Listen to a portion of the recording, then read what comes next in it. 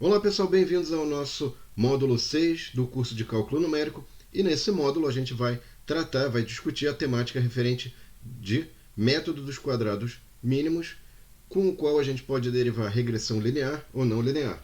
Então pessoal, nesse módulo aqui, eu tenho aqui esses slides que a gente está passando, esse material todo está na descrição do vídeo, tá? E inclusive o código para fazer esse desenho e tudo em Python tem lá na descrição do vídeo também, tá? Então a ideia aqui, pessoal, da gente fazer o método dos quadrados mínimos, como eu já comentei, é mais ou menos a seguinte: imagina que você tem vários valores dados, né, tabelados que estão representados por esses pontinhos pretos aqui, né? E você deseja construir um modelo, tá, que melhor se ajusta a esses dados. Esse modelo está representado por esta reta. Então, no nosso caso, a gente está assumindo que uma reta é a melhor forma de relacionar as informações a esses dados, tá? E aí vem a questão da motivação desse módulo. Então, em que situações esse tipo de raciocínio pode ser aplicado, tá? Então, vamos à nossa aula 1 do nosso módulo aí, tá, pessoal? Essa é a nossa primeira aula. Veja o seguinte, pessoal, o que eu posso fazer? Eu posso tentar estabelecer uma correlação entre temperatura e consumo, mas pode ser, por exemplo, consumo de gás, né? Então veja o seguinte: gás para quê? Para aquecimento.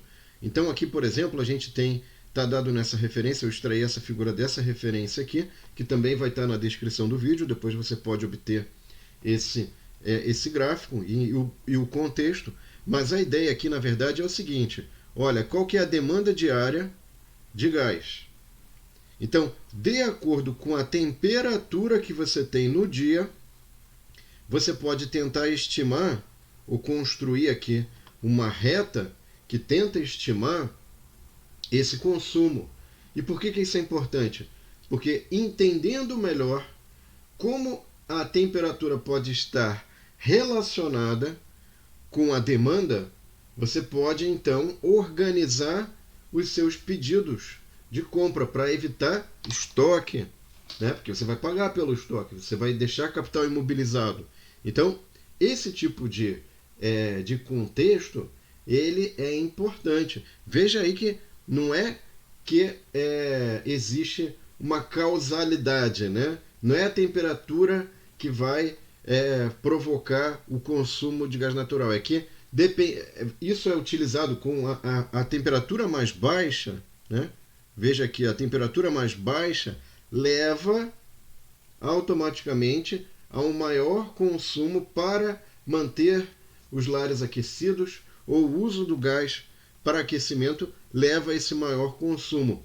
Mas isso, é claro, depende de outros fatores, depende aí da arquitetura das casas, enfim, depende de uma série de outros fatores. Então, não é o único fator influenciando e não há uma relação de causalidade, e sim de correlação. Os fenômenos estão correlacionados, tá?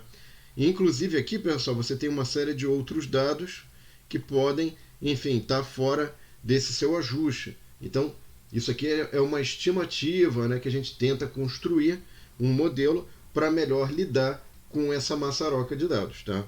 Uma outra possibilidade também, pessoal, é a gente tentar estabelecer ali, de acordo, tem, né, na referência aqui também, vai estar na descrição do vídeo, essa referência aqui traz um gráfico interessante, que é a correlação entre consumo, venda, né, de sorvetes, né? Por exemplo, aqui, esse sorvete aí, imagina você num dia bem quente, então esse tipo de sorvete aqui se torna bastante atrativo, né?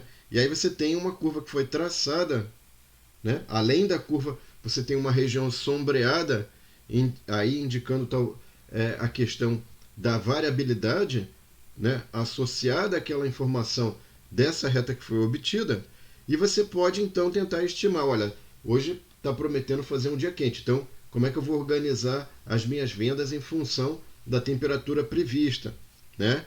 Também é uma possibilidade.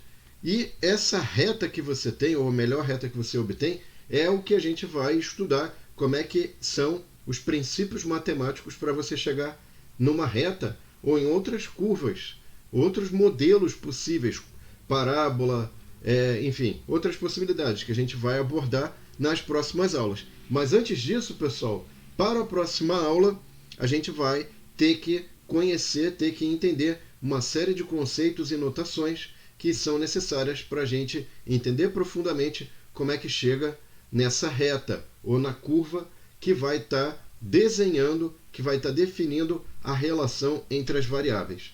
Então, espero que vocês tenham gostado, espero vocês na aula 2, não esqueçam de curtir e compartilhar para que mais pessoas tenham acesso a essa iniciativa que é livre e gratuita. Muito obrigado então, pessoal, e espero vocês na aula 2, hein? Tchau!